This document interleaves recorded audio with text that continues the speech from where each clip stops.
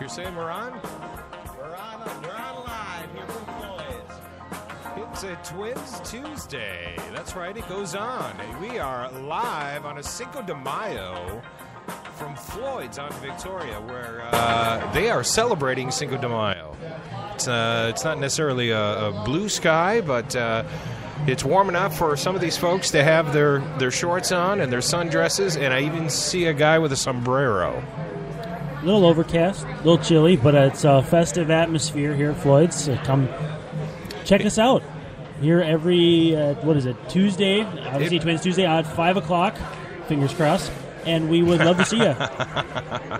Brandon, you've done like 6 of these. This is my first time. Yeah, it's at least 5 or 6, and maybe even more when you consider the off season. So it's been a pretty good run, and hopefully things are a little bit different right now as people have probably gathered. But hopefully we can keep this steam going.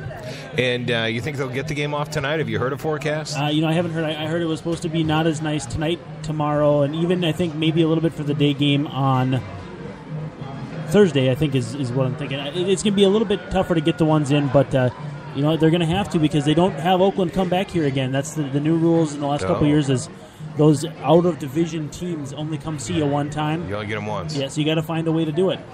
By the way, I should introduce myself. I'm Rusty Gatenby. I'm the Brian Buxton of the Twins Tuesdays. I've been called up out of the minor leagues to join this major league production. That's an apt, I would say, or an Eddie Rosario who was called up yesterday. You are up and running, and we're gonna give you the keys. No, I'm more like Buxton. A lot of people think I'm not ready, and rightly so. Well, how this started here today, we're the minor league operation. Hey, Patrick. I'm checking in. I'm chiming in. All I know is Sean Bernard and I will be in a nice VIP suite for the Twins game on Tuesday at noon. What? With the Ticks for Tots Foundation. It's going to be a fun event. That's coming up next Tuesday. We want to let people know if they're coming out here. We're going to be here for the next hour, but a lot of Coors specials happening out here at Floyd's. We want people to know about that. Is that right? Definitely. Got 2 frosty buckets of Coors. Yeah, your Coors bucket and my bucket, I think, is how that goes. What's that? I think it's your bucket, and then there's my bucket over here. Your 5 and my 5. The buckets are $13. You get 5 beers for $13. Or you got they say the pints are on special for $3.50, and the taps are on special for $2.50. Yes, nothing says Cinco de Mayo like a Coors Light. And a guy in a sombrero. We got to get that guy in the We'll sombrero. get him. I'm going to go get him. Get his story over here. It looks like he's doing shots of tequila for folks. What does he think this is? Cancun? He's out in Mexico, by the way. That would be a gorgeous woman, not some old guy in a sombrero. Not exactly representative, but you know what? You take what you can get. That's where we're at today. Doing the shots of tequila out here in the there's multiple decks out here at Floyd. We're on the main level. I love how they have the garage door open. That is something in Minnesota. That's brave, right? Mosquito season? Don't the mosquitoes you got that garage door open? Don't the mosquitoes go into that area? I guess not. There's a nice breeze. We got a big lake, Steiger Lakes, right behind it, so the breeze just flows through here. And I would like to point out here, too, on the first 90-degree day of every year, free beer at Floyd's. They clear out all their lines, all their tap lines. No way. Come out, That's not true. That's absolutely true. Every year. I don't think that's happened yet. I think we've gotten to like 82 or 84, but not 90. The first 90-degree day of the summer. First 90-degree day out at Floyd's, free beer till it's gone. All Wow. the tap lines are cleaned out. They clean everything out. That won't be today, though. That's good to know. Now, I know it's Twins Tuesday, but we're still excited about our Wild. I can see on the big screens there, there's some hockey going on, and we have a jersey that we're giving away here, right? Yep, we're giving it away. Patrick? They got to enter the contest. We're giving away 3 weeks, last week, this week, and the giveaway will be next week here at Floyd's, and then also at Bennett's, too. We're giving away for the Wild Wednesdays at Bennett's. The show goes on. Yeah, what is this, the captain? This is the captain, everyone's poster boy, Mikko Koivu. Uh-huh. The guy's a beast. Yep. Well, come on, it's free to sign up for that jersey giveaway. I'm nervous about the Wild. However, they will win tonight, right? They're going to win tonight. Yeah, I mean, you got to exercise your home ice advantage, and if they don't do it tonight, 3-0, you basically have no prayer of coming back, and they may as well end it here. Yeah. It's just this is a relentless Blackhawks team that smells blood in the water, and the Wild need to patch up that wound and get going tonight. Because it's a new series if they win tonight. Yeah. Because then you got the one more here before they kind of start going back and forth between here and the United Center. But it starts tonight, and I mean that's kind of a cliche, but it really has to. And They're going to win tonight, though, right? I really think so. I think Dubnik has a nice rebound effort. Maybe they add an empty netter and win like 3-1, 4-2, and get some positive momentum going. I could be just drinking the Kool-Aid, but I don't think they beat us. I think we beat ourselves. Our team were sloppy, turning it over, people not getting back, turnovers in the neutral zone. It's a rough game. They really weren't very close games either. No. I mean, as far as performance. Yeah, not only in score, but on the ice. I mean, they were skating circles around the boys, and it left Devin Dubnik kind of out to fend for himself. And what is it about the Blackhawks that they have the Wild so rattled? It's the Yankees. Get over it. It's the Yankees of hockey, and the Wild are the Twins. It's just some kind of magic that they have, and it just, they fold up. They make the Wild fold up, and now I think that's, 3 years in a row that they could possibly end. Look at that. I can see on the TV skating around with the Stanley Cup trophy. I'm not sure what B-roll they're showing there, but, man, going into this, I mean, you don't like to let yourself go there, but you're like, this could be our year, maybe. Maybe we can surprise. It's happened before. The Twins have done it. They came out of nowhere to win the World Series. Especially with how hot they got down the stretch after acquiring Dubnik towards, I think, the middle of the season. And then they didn't lose 2 games in regulation in back-to-back fashion the rest of the way, other than overtime. So, it's been extremely frustrating to see how this series has played out, especially after how well they played against the Blues in the first round. So, everything hinges on tonight. Everything. You say that every night in the playoffs, but it really does tonight. Do you think there's some Twins fans who will be at the game tonight going, dang it, I wish I was at the X? Yeah, They're hopefully Trevor May will go out and give them something to watch. But at the same time, they do have that score up on the right field scoreboard, and there'll be a lot of scoreboard watching. They might be in the middle of a 4-pitch walk, and fans will start cheering, and it's because you'll see a little 1 tick up next to the Wild, or a little 1 tick up next to the Blackhawks with a boo after it. And, so it'll be interesting to see how fans respond. I'm actually headed to the game after this, so I will be able to. Wait, which game? The Twins game. I wish I was going to the Wild game. I don't know if traffic would allow us to get there by the time puck drops. And that's the other weird thing. Who would have thought, earlier in the Twins season that this would be the hot team right now, the Twins? Oh, yeah. You start 1-6 and nothing going right for you. Offensively, you can't do anything right. Pitching, you can't do anything right. And defense, you can't do anything right. And even they haven't exactly been lights out in any of those facets for any extended stretch of time during this run, which is either encouraging because they still have a ceiling to tap into, or it makes you worry a little bit that they're kind of winning serendipitously, whether it's, a pitcher goes out and has a rough night, but the offense picks him up like we saw with Phil Hughes last night and Ricky Nolasco the other day. But you need a lot of things to go right to win a baseball game. And if one of those things goes wrong, everybody else has to kind of pick up their side of the action. We saw that last night for the Twins, but I don't know what the prognosis is. I don't know if this is a team that can stay above 500, and that's going to ruffle a lot of feathers because everyone's all sunshine and lollipops about this team right now. Because right now it's amazing. Won 13 of the last, and they've been fun games to watch too. These last couple of games, for whatever reason, even if it's a blooper reel for the White Sox, that was kind of crazy fun. Yeah, extremely watchable baseball. Watching other people suck so bad was kind of fun. Yeah, you get to kind of shove that off to the other side and say, we used to have to watch that for the last 4 years. Now you can deal with it. Are the White Sox that bad? No. Actually, they're supposed to be. They spent a whole bunch of money on that club in the offseason. They're supposed to be one of the contenders in the Central, and they're going through a rough time like the Twins started the season. And so when things are going bad like that, you look for a spark, and they just didn't find it in Minneapolis for whatever reason. It was funny. I was driving my son around between his sporting events last night, and I turned on the radio to catch the Twins, and I'm like, oh crap, they're down 4-0, and the game just started. Wait, they just scored. Oh, they just scored again. It tied up 4. They got 4 runs that fast as I was like in a 20-minute drive. Yeah, it was actually funny. They were doing the May the 4th be with you. And I love that. I was joking around. It was 4-4 for a long time. It was more the May the 4s be with you. Yeah. Because it was 4-4 for about 3 innings before the Twins broke through again there. And they got Phil Hughes a win. And it was his first one of the season. He was 0-4 coming in. So he didn't pitch all that great. Gave up, I believe, a grand slam in the first inning. Yeah. How about that Torrey Hunter home run, though? He was nice seeing him come home and play. He peppered that one, and that's the second one here at Target Field in the early going in. Hopefully, he's going to be a guy who's not just a rah-rah guy. They need him to take good at-bats, play decent right field defense, especially when you consider that he's not a kid anymore, and hopefully he can do that. So far, it's been a little up and down with him. I was trying to compare the return of Torrey Hunter to the return of Kevin Garnett to Minnesota sports, but it's really apples and oranges, right? I mean, they're two different players as far as what they were to the team. Well, Torrey's already played more games than Kevin Garnett did, which is tough. But no, it's not entirely different from a soul standpoint, from a importance to the team standpoint. I think Torrey Hunter has more left in the tank than Kevin Garnett. That's what he's showing. Yeah, KG was, he might sink a couple jumpers and play a little defense. Torrey Hunter will do what he did last night, not on a routine basis. This isn't 2005 or 2004 anymore, but he still does some heady things on the field where he'll get the ball rolling, get his wheels spinning a little bit. Are you surprised at his performance thus far? He started off so slow, and the tendency is to think at 39 years old, it might just be it. And you know what? Even great players, Harmon Killebrew with the Royals, it's just sometimes it comes to an end.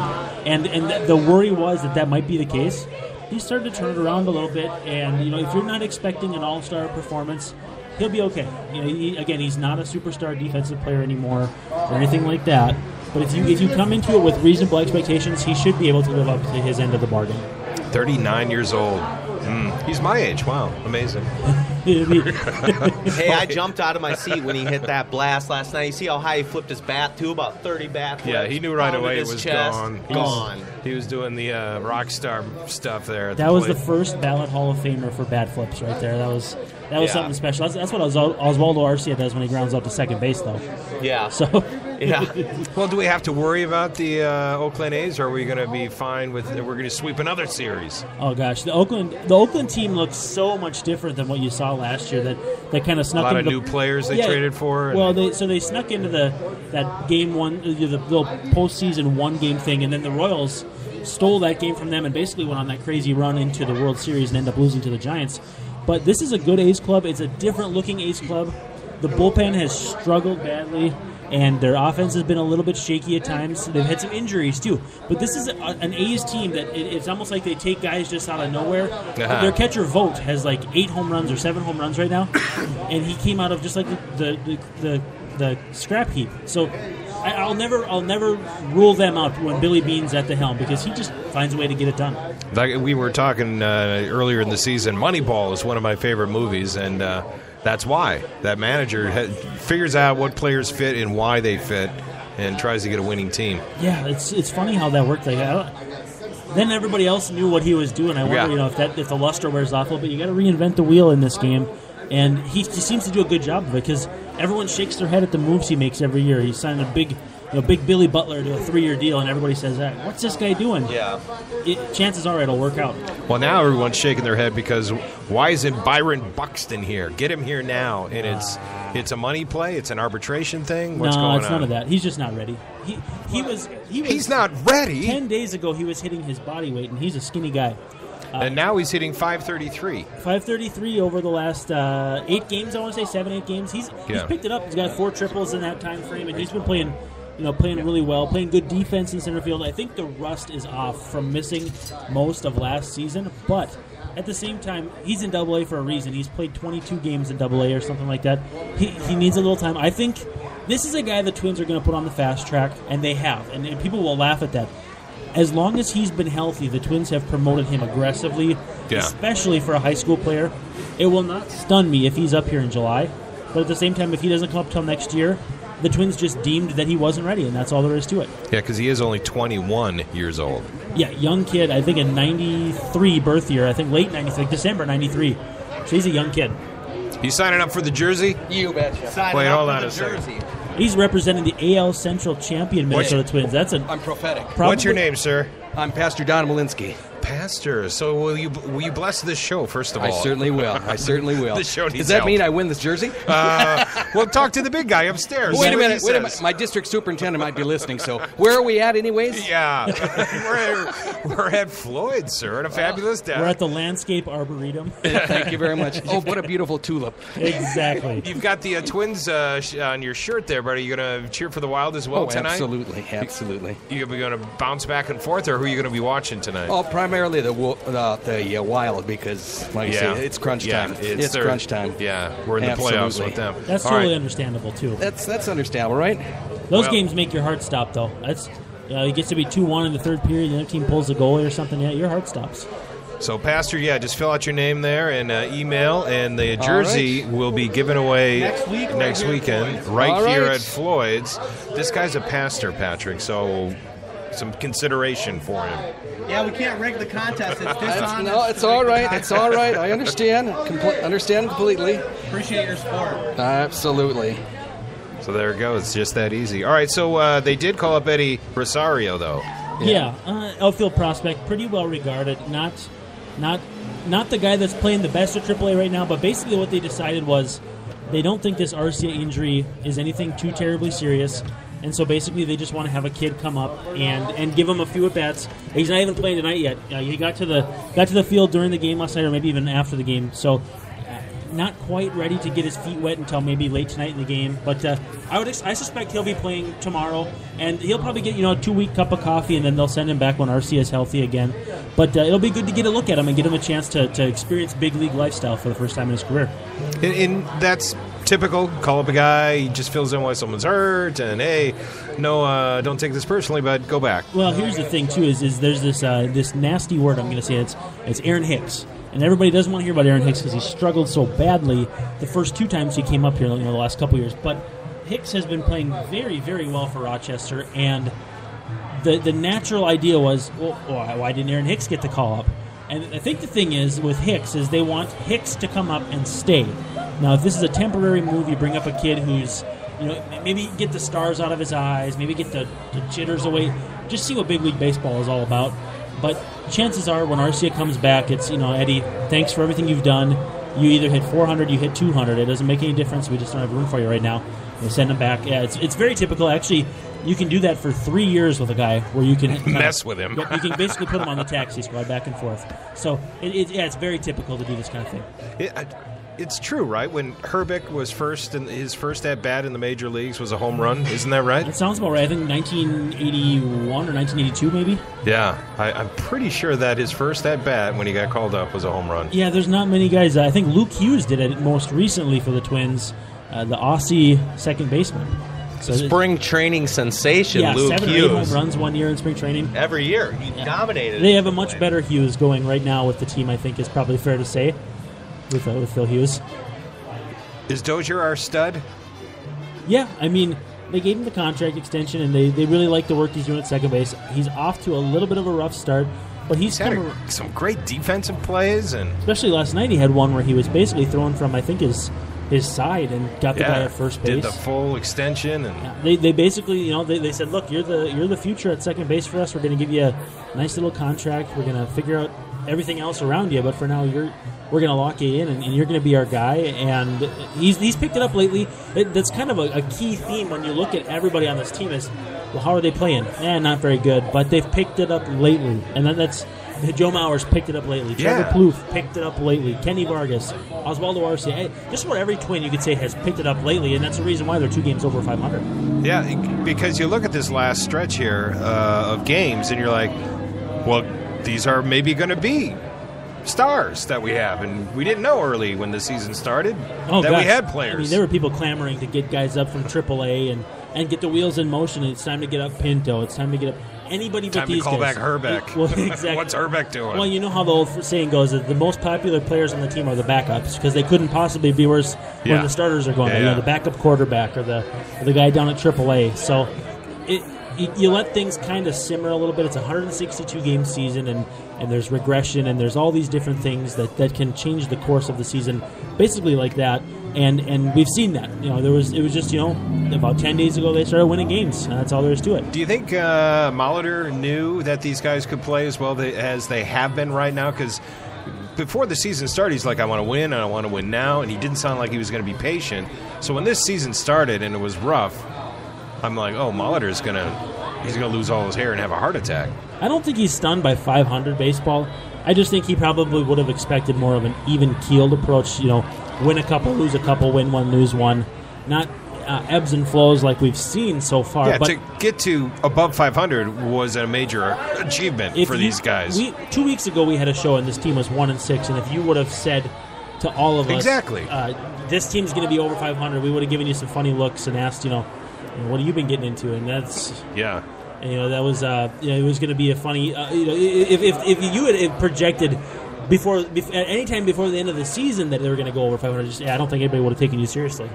Where'd our Cinco de Mayo guy go? He won't talk to us. I asked him to come on. He won't talk to us. What do you mean he won't talk to us? How can you walk around with a bottle of tequila with a pour spout on it and a funny hat and a Grateful Dead T-shirt? He's got special sippy cups here for his tequila made out of soda pop bottles. Well, if you come down to Floyd's, again, they got the beer specials going thanks to Coors. They're a sponsor of this fabulous broadcast, right, Coors? Exactly. Yeah. Yes, they are a sponsor of this fabulous. Can we More say importantly, they're a sponsor of the Alive and Social Network. Okay. And Rusty, why don't you plug your shows? What you got going on the network here? I've got a couple of shows because that's how fabulous I am. Exactly. I've got the Twin Cities Hit Show. That is, it's a live show every weekday morning. But of course, the magic of podcasts, you can check it out later in the day if you'd like. You don't have to be careful saying that on these airwaves. When you were on with us on Go 96.3, gotta be a little more careful with the censors listening to you. Twin Cities Hit Show. There we got it. Show. We're taking that show up to the Governor's Fishing opener this week. We're going to leave Thursday right after the morning show, get up there to Lake Vermilion, and start setting up for a live broadcast Friday morning. Going to be talking to the Governor's Fishing guides, the resort owners, going to grab the governor and any other politician we can when we're up there. So, what kind of hike is that up there in terms of distance? Yeah, it's not bad. You can do it in like just under 4. As long as you don't hit the Friday evening. And since we've had kind of a nice stretch of weather here, last weekend was just gorgeous, like summer. It shouldn't be bad up there. There have been fishing openers that I've gone on where the ice is like still on the lake, and they're like, how are we going to fish? How are we going to do this? But I think this year it's going to be fine, and Lake Vermilion is gorgeous. So I'm looking forward to it. Have you been up there, Lake Vermilion? No, I haven't. I haven't been up there. I was wondering. I'm from up north, but you say you're from up north. That could be northeast. That could be northwest. I'm more northwest guy, so I don't know that area that well. It's a huge body of water, and what's nice is a good chunk of the lake is national forest. You can't build on it, and the topography up there it's rock, cliff, and then pine tree, postcard stuff. Oh, yeah. So I'm looking forward to it. And I head up there a lot, actually, and surprisingly, the scuba diving on Lake Vermilion is unbelievable. Clarity of water. Clarity of water, and back in the day, they used to just, like, their old boats that they had, they'd just take them into the middle of the lake, start them on fire, and sink them. So they're all underneath the water. Sounds like a party. Yeah, you can go check them out. There's some really, really cool stuff, and the water's so cold that they're really well preserved. So it's a fun scuba destination. Lost me at cold. Yeah. I've done some scuba diving, but it's down in Mexico. Full dry suit. Don't get wet. That does not sound fun. So anyway, I was going to say, Coors, the specials once again. Come on out here. You can get a bucket of beer for $13. That's 5 beers. I've been out there where they brew the Coors out there in Golden, Colorado, right in the foothills of the Rockies. And then $3.50 for a pint, $2.50 for a tap. Coors Light out here at the beautiful deck out at Floyd's in Victoria. We got to take a break. Did you feel a raindrop? No. I don't perish the thought. No raindrops. It's always sunny here on a Cinco de Mayo at Floyd's in Victoria. Twins Tuesday. We'll be right back.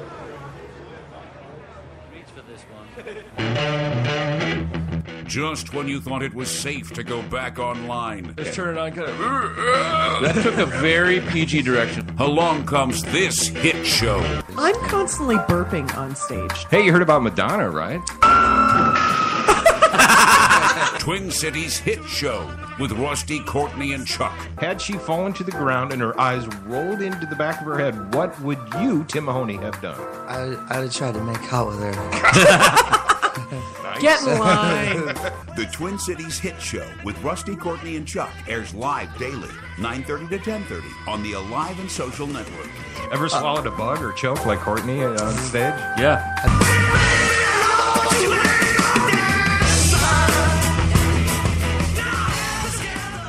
I meant to do this. Join longtime radio personality and producer Kelly Guest and friend, CEO of Fantasy Gifts, Colleen Bertino, as they talk about all things sex, men, women. Lend them your ears and learn everything you wanted to know about sex and intimacy. Only here on the Alive and Social Network.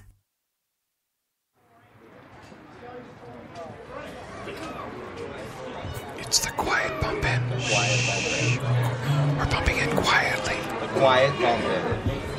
You trying to play Rolling Stones? Yeah, he turned me down here.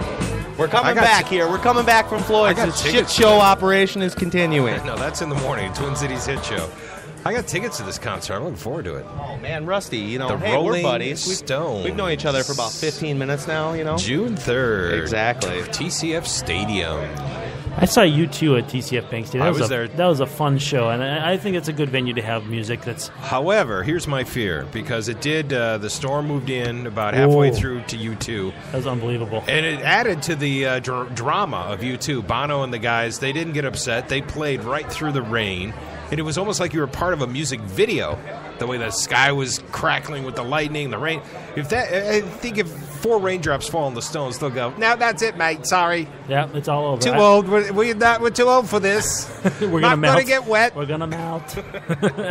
My favorite part of the U2 concert was when they came out to David Bowie's Space Oddity, which a song I really, really enjoy. So I thought that was kind of cool with the Gabby Giffords message and all that fun stuff. So it was a fantastic show. That's right. That was fantastic. I've seen U2. There's 5 bands I go to, no matter what. I don't care if I don't have the money in my checking book. I find a way to go to these bands. U2 is never disappointed. I go to them every time. Springsteen, go to every time. Never disappointed. The Rolling Stones, if they come, I gotta go. And I gotta say, the last couple of tours of the Stones, actually better than when I saw them back in the 70s. So old guys like Hunter and Mick Jagger, they can still play. It's just like fine wine. Gets better with age. And then Prince is the other guy, and Paul McCartney. Of course, yeah. Those are slam dunk ones. Yeah, easy just got to peasy. go. They put on good shows, What is the top ticket price for the Twins these days? Well, I think if you wanted to sit in like the Metropolitan Club, Champions Club, which rather. I do. Champions Club, probably about $200. Yeah. $250, $300 maybe. Wow. I mean, if you wanted just to sit with the Cretans, you could probably pay $92 and sit right above the dugout or something. I think my wife and I paid $60 each, and we sat a section up from the dugout. And we had a nice time, and I didn't abuse my press pass and sit in there. I could have sat for free, but we both bought tickets, watched Trevor May pitch. Incidentally, he's going tonight, and we had a great time. I've always liked to just do the standing room only and walk around the joint.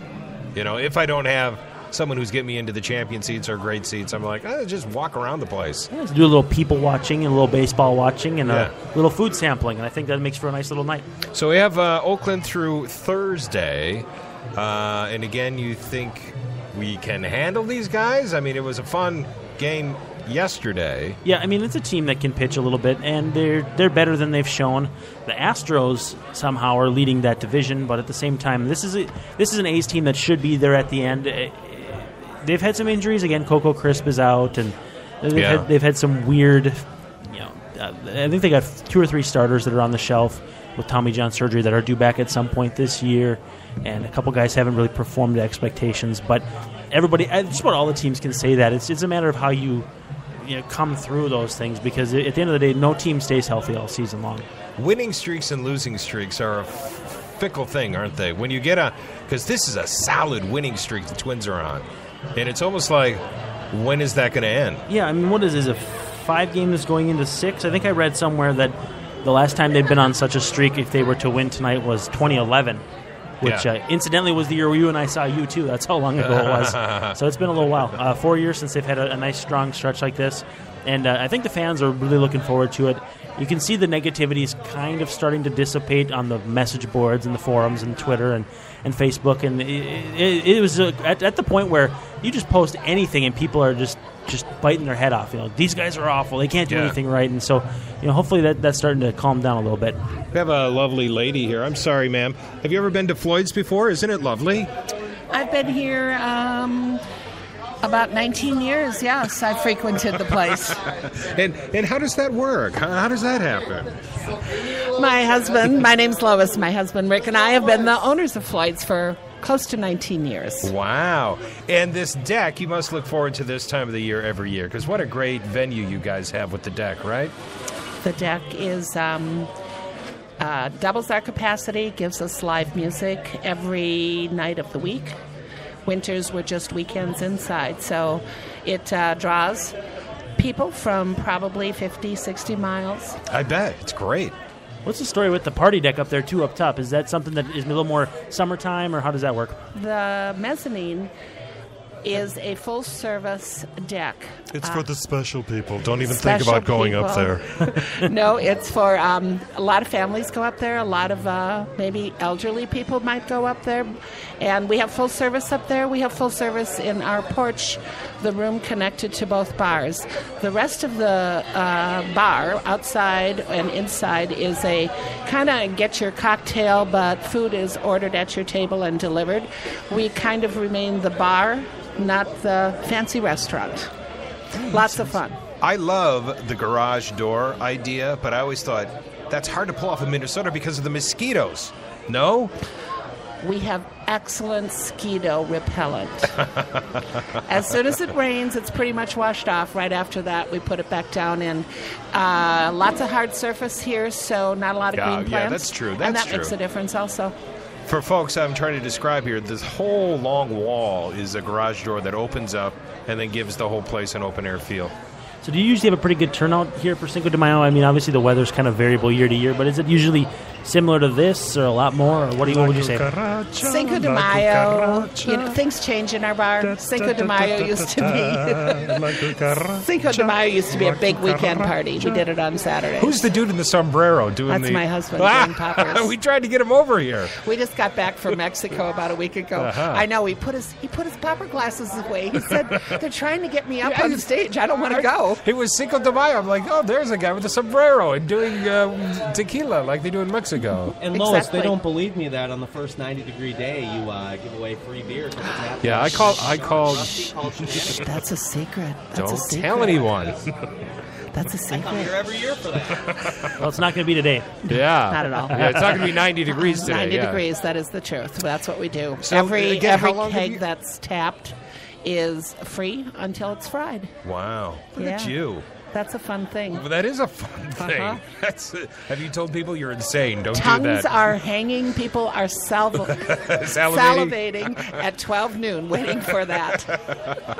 How long have you owned the place again? Almost 19 years. And so has there been expansion? Has it always been like this? We started out with what I call a small parlor bar. It was about a 30 by 30 inside small bar. And we built it up by meeting the local people. Yeah. We expanded slightly. We got to meet more and more people coming into town. We did 3 expansions throughout the years. And you must love when the Wild are in playoffs or any professional team is doing well in sports, because I see the Wild jerseys here. You got fans showing up to watch the game, right? We have lots of Wild fans in this bar, and they do come to watch the games. We have specials on the sports when the Wilds play. When the Wild plays, Twins, any of the sports, we do a pitcher of beer and a dozen of Mother Plucker's wings for $13. My last name is Plucker. I have to explain that. I got it. Mother Pluckers. I get you. Okay. I got what you're doing. I see what you did there. Yeah. So who's going to win then tonight? The Wild. You're good. All right. Done. It's all right. Unanimous. Don't we all agree? I was nervous, but now emphatic. She was emphatic. I'm good. Okay. She knows. Excellent. So what's the vibe around here? I mean, is this a town bar? Is it a biker bar? Is it anybody who sees it comes in? Do you get a specific vibe of like what type of people come here on a daily basis? You just said it. Everybody? All of the above. All of the above. We have our Father Bob coming down. Oh, maybe I shouldn't say that. I think he already stopped by. Father Bob comes down and visits us. The pastor was over here, too. Yeah. Father Bob comes down to visit us. We have bikers on many nights. Sundays is a big biker day. We have families. We have elderly. But my very favorite part is that we might have a 22-year-old son and his parents are here. Also, and they don't care. The parents don't care, and the 22-year-old doesn't care. I think when you get to be an adult, drinking with your parents is kind of fun, to be honest. I'll be 30 next year, so what do I know? But I think it's a little more fun to just kind of loosen up a little bit. We try to keep the music varied. We try to attract people from all ages, different interests, and maybe that's part of the reason why we have the varied ages and everything that we do have. I like that. I know you just got back from Mexico. But first of all, you got the Mexican music going today on Cinco de Mayo, and then you've got the tropical deck here, right? You got a tropical theme out back here, the vistas, palm trees, and so you can pretend, even if you can't get away, you can pretend for a moment that you are someplace tropical. That is exactly right. We do. We started it out with a little bit of a Jamaican theme, and we've continued that on some of our menu items and so forth, different names we used. Yes, decorations out here, things like that. It is all a little bit tropical feeling. It gives people a good feeling. That's good. You're doing God's work. I'm doing God's work. I'm going to tell Father Bob that. Yeah. Is this Father Bob right here? Let me see. No, that's not Father Bob. He's a pastor. You have a lot of godly people that show up here. He said he was a pastor. Yeah, well, he isn't. Oh! We've been duped. We've been duped. The guy claimed to have, he had an in with God. God's favor. Instead, it may be quite the opposite. I think God watches over him. Yeah, God's nervous around him, but... Oh, all right. Patrick, take his name out of the drawing. The guy's not a pastor. We're on to you. We're watching you. Can I have a minute to talk about a couple upcoming events? Yeah, what do you got? We have live music, full bands, every Friday and Saturday night out on our patio. We have the Rolling music. Stones, will they be here? No, the Rolling Stones aren't going to be here. I've always said I'm going to own this bar until I can get... who's your wish? Who's your want? Who's on your wish list? Okay, it slipped me. It's coming up. That's what happens with age. Give me a minute. I'll get back to that. Who would that be, I wonder? All right, go on. However... the we have Beach Boys. events. The first one is coming up in just a couple weeks. It's called Beer is Good Day. Beer is Good Day. Okay. Very very simple title to the event. You're not going to get an argument here. And it's all. And then my tagline is "Come for the beer and ride the bull." Oh, you're going to get a mechanical bull. This is our 11th annual, I think. And we have the mechanical bull, and we have music from 3 o'clock on. Dave Burkhart is our first. He's a solo and a comedian. He's wonderful. Oh, cool. He starts at 3, and we have a band in the evening, sonically speaking. That'll be great. We have games and prizes, and we have $1 and $2 beers. Get them while you can. Yeah. Starts at 3. And when is that? How soon?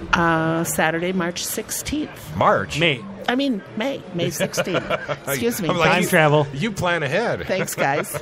Our next event, we like beer here. Yeah, okay. So our next event is called Art and Beer. Art and Beer, okay. I think they go together, don't they? Sure. Like pretzels and cheese or whatever. Art and Beer.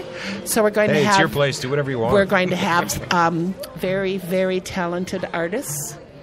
And maybe not Picasso or anything quite at that level, but just right below. Dogs playing poker. And we're going to have beer specials, and then we're going to sample beer cocktails, and we're going to have games and prizes and music that day, and that's from 10 until 6. That is Saturday, June 27th. June 27th, That is our first Art and Beer Day. That's like you're leading right into the 4th of July then. So I've got May covered, right? I've got June covered. Yeah. August? August is Minnesota Beer Month. We put on tons of Minnesota beers. Yep. Right. So we have Minnesota beers on special. I want to find out who this band is, though, that you were wish listing. Not the Beach Boys. ZZ Top. I just thought of it. Oh, yeah. I don't know why. We have a thing for ZZ Top. There's 3 of them. Yeah, That'd be great. Right up here on stage. Yeah. Can you help me? Do you have an in with them? I've interviewed them. Have you? Yeah, I'll see what I can do. Let's work on that. All right. You can be my honored guest. I'll give you the front table. Oh, my. Could you imagine? Free beverages, food, whatever you want. They're a tad bit loud. You might get complaints from Waconia. Yes, but everybody has their windows closed. Uh-huh. Right? Oh, okay. When I do this, I would do it in the fall. All right. So they'd be okay. All right. I'll let them know. And we'd control the volume button. Sharp Dressed Man. Oh, that'd be awesome. And October, by the way, is Roll Out the Barrel, another beer event. Roll out the barrel. Roll out the barrel. Will your husband be Kill the keg. Will he be wearing lederhosen on that day? No, he's got chicken legs. Oh, man. We don't want to do that to him. Well, now you need to. Can he hear me?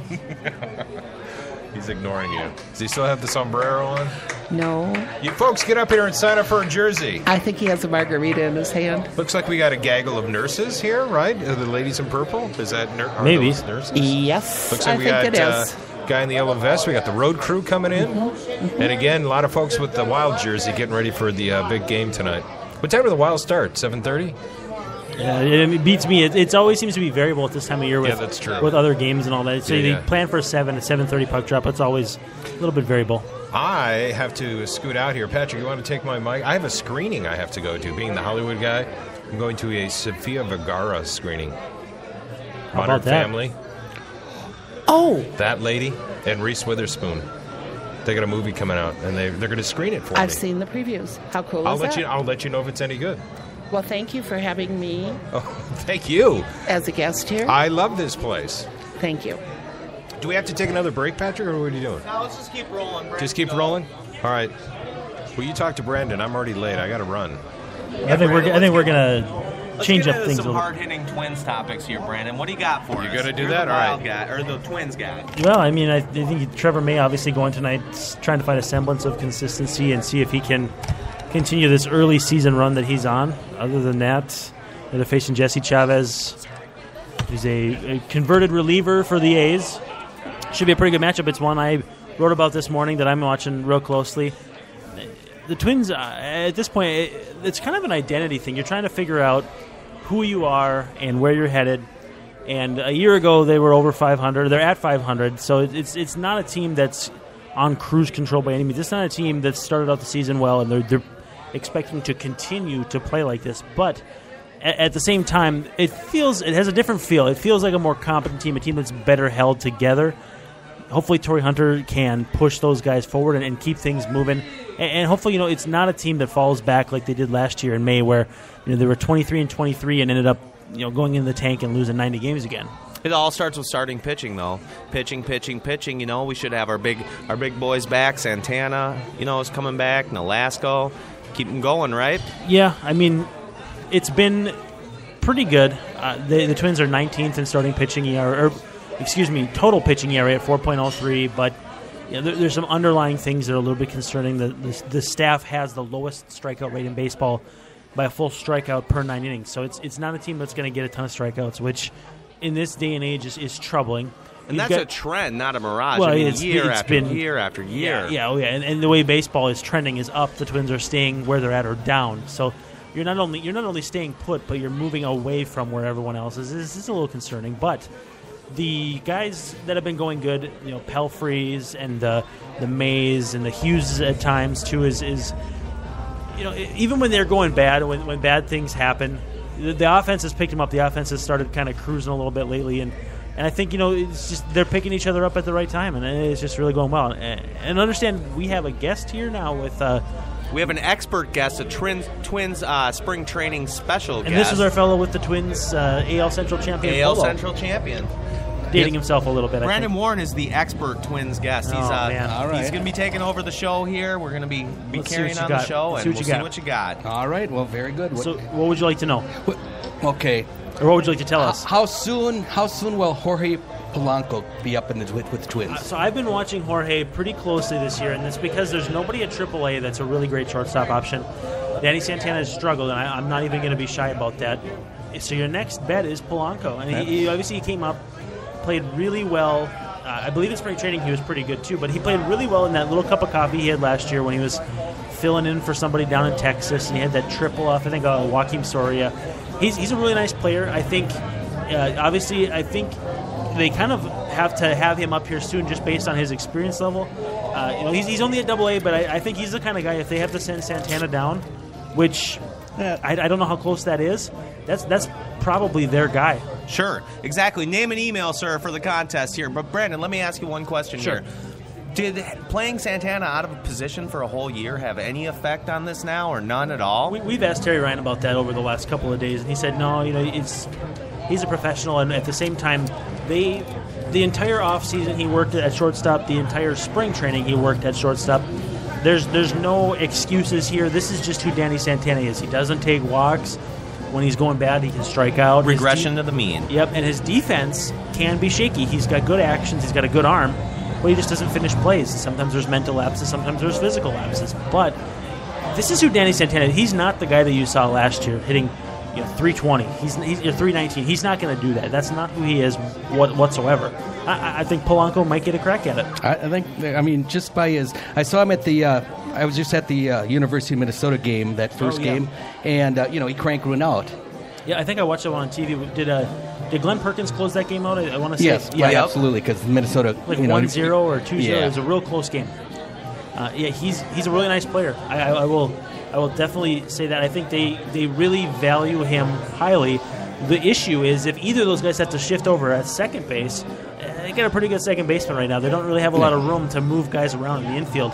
And in terms of shortstops, they have Nick Gordon behind him. So they've gone from kind of a tough, organizational tough spot at shortstop and second base to where they're doing pretty good. Absolutely. Now, I got a trivia question for you right now because I can answer Miguel, it's in connection with Miguel Sano. Okay. All right. Now, do you know what his hashtag is?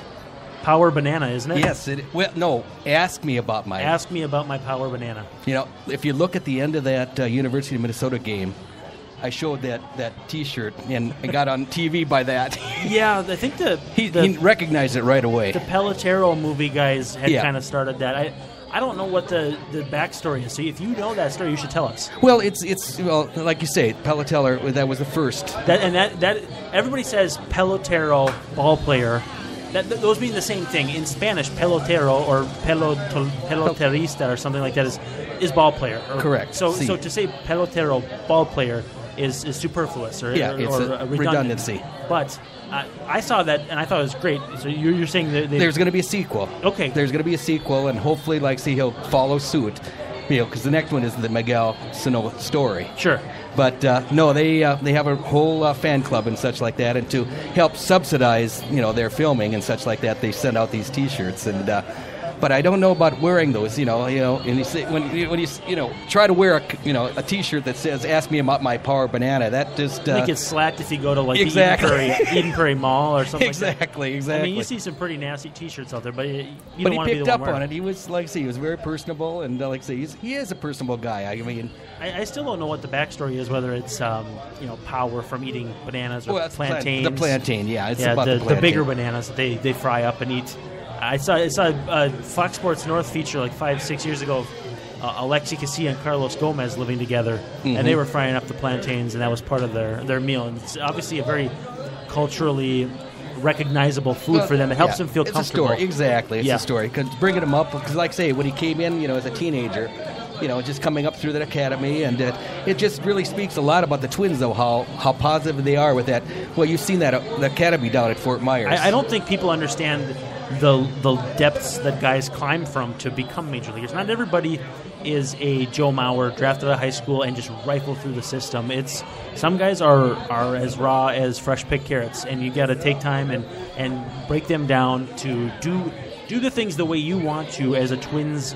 Make them play Twins baseball, and that starts at those academies with guys sleeping in bunks, and there's no glamour here. I mean, they might get a little signing bonus, but it's not glamorous. It's not glamorous, but the Twins are doing it right in regards to setting up that academy, making it, getting them to eat right, getting them the language, the whole bit. I mean, it's fascinating going down to Fort Myers. And Pastor, did you get a chance to tour the new facility down there in spring training? The security is much higher now. I used to be able to wander into the clubhouse, and they know me too well now. Yeah, I'm sure. They know me too well now, and I got to give a shout out to the parking lot attendant.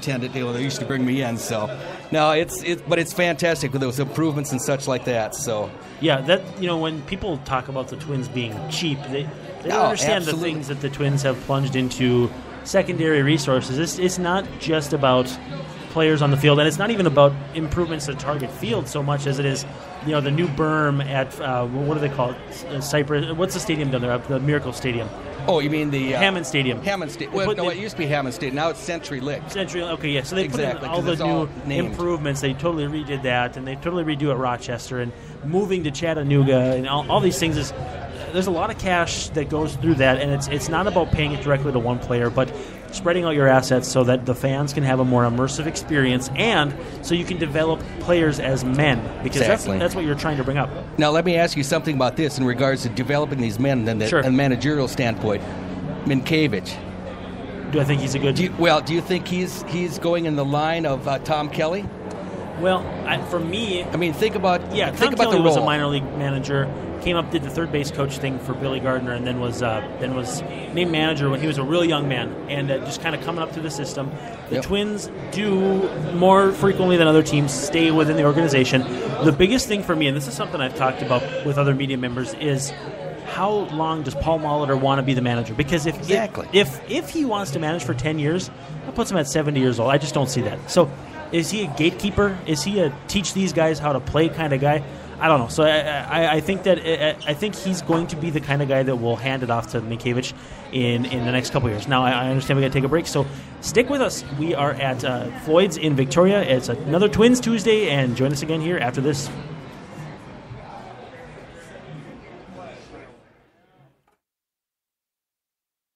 With Suhan Unfiltered, sports columnist for the Minneapolis Star-Tribune, Jim Suhan presents in-depth conversations with the best writers and sports personalities in the area. Suhan brings professional journalism flavor without the verbal censoring. Find out what unfiltered really means. Only on the Alive and Social Network. SuhanUnfiltered.com.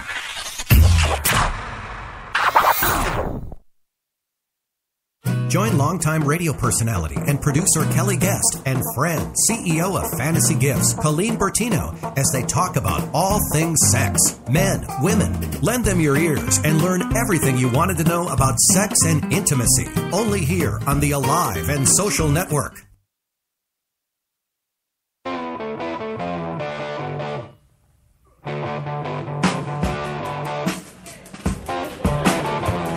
We are back here at Floyd's in Victoria on a Cinco de Mayo, a little bit overcast, but we are having a very good time, a festive atmosphere. Thank you to Coors Light for the drink specials out here at Floyd's. We had on one of the owners. We had on one of the super fans in the attendance. I don't believe he was an actual pastor, is what we were tipped on to. Oh, that's... Yeah, I think he might have duped us a little bit. Fun-loving guy, nice guy, so that was good. We really do appreciate people sticking with us in this transitional week. Thank you to Rusty Gatenby for being the gatekeeper. Gatenby gatekeeper, I guess, if you want to make an awful joke. But he did a nice job.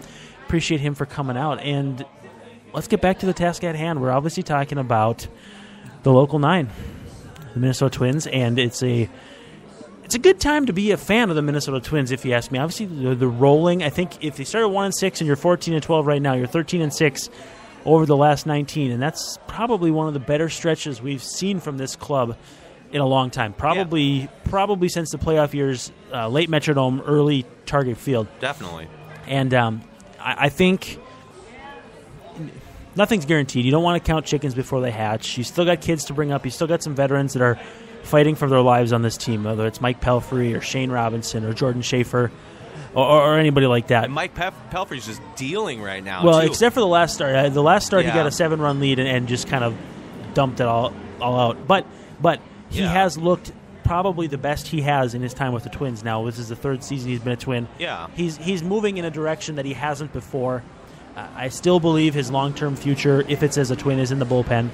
And I get a lot of people that give me some side-eye for that. But I think the stuff plays out there. He throws hard, throws plenty hard.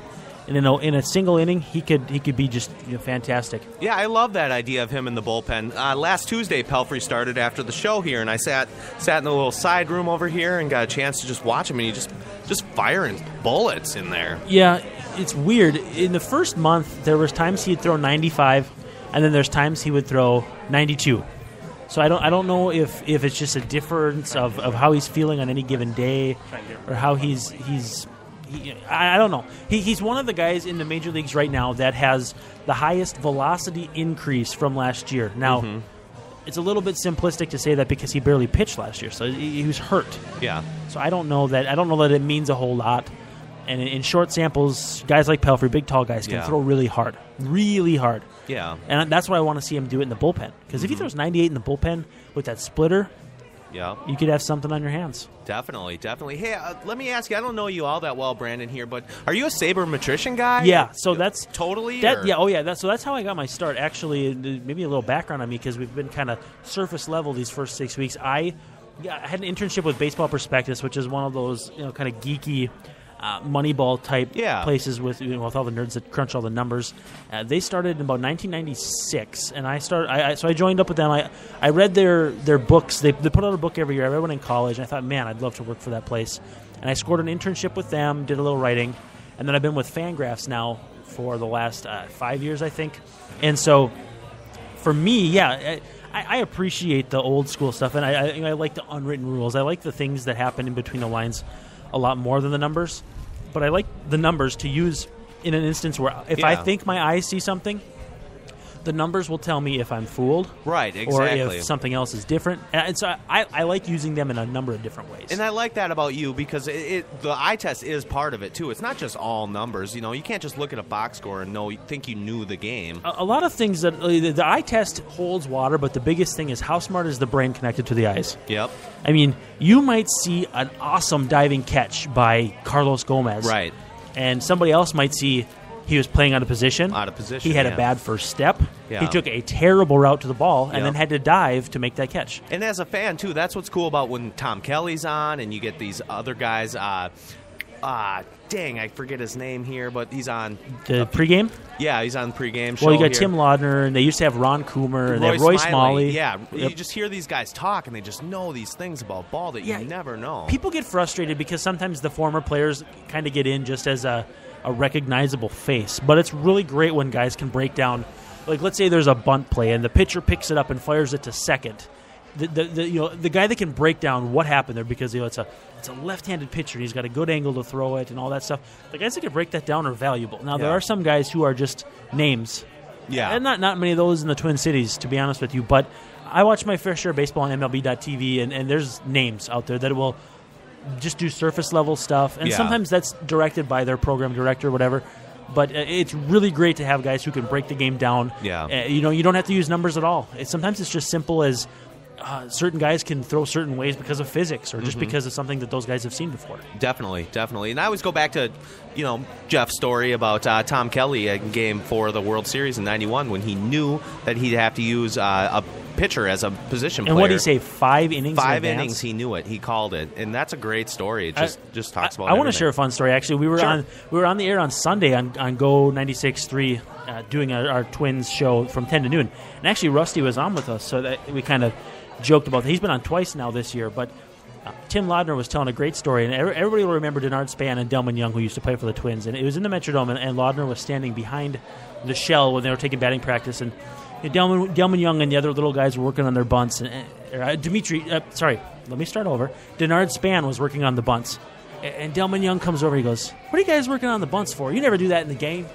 And Denard goes, "Yeah, well, why do you work on hitting the ball into the third deck? You never do that in the game either." Just totally blasted him. So when you've got guys that have lived that and have experienced that, their inside knowledge can be invaluable to people who maybe didn't play the game at that level or don't see the game the same as these old baseball guys do. So, it's nice to be able to rub shoulders with those guys. Yesterday I saw Tim Laudner at the stadium. Hey, B-Dub. It's cool when those guys recognize you, and you can learn from them. Yeah. And find guys that are really willing to share their experiences because they have a lot to teach. Yeah, definitely. And it's nice working at the Alive and Social Network. I get to meet some of these people. I get to meet you. I get to meet different people, and they just see baseball so much. I've been a baseball fan since I've been 2 years old, but I don't know the ins and outs of baseball. And just to listen to you and actually Ted, you and Ted just talk is amazing. Yeah, it's a beautiful game. For me, it's art. Yeah. It really is, and I said that to somebody the other day.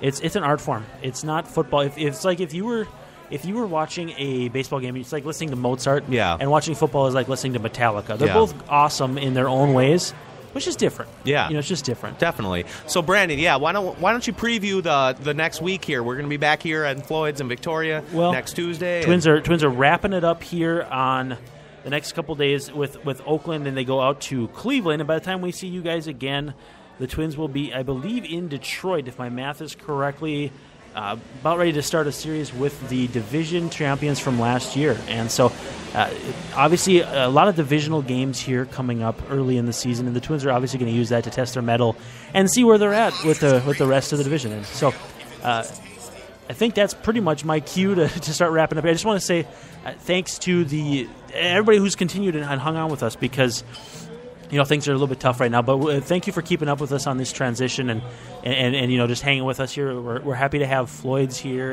and Coors Light as a sponsor and the Alive and Social Network. All our shows, you can check them out. Rusty Gayton be on every morning, I understand. We've got Suhan Unfiltered. The list goes on. We've got the Minnesota Pubcast.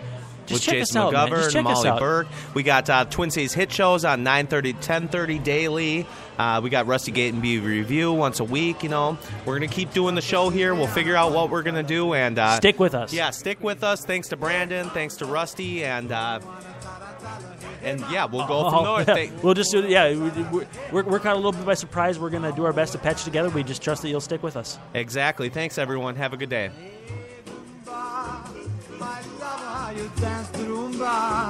But take some advice, paisano. Learn how to mambo. If you're gonna be a square, you ain't gonna go nowhere. Hey, mambo, mambo Italiano. Hey, mambo, mambo Italiano. Go, go, Joe.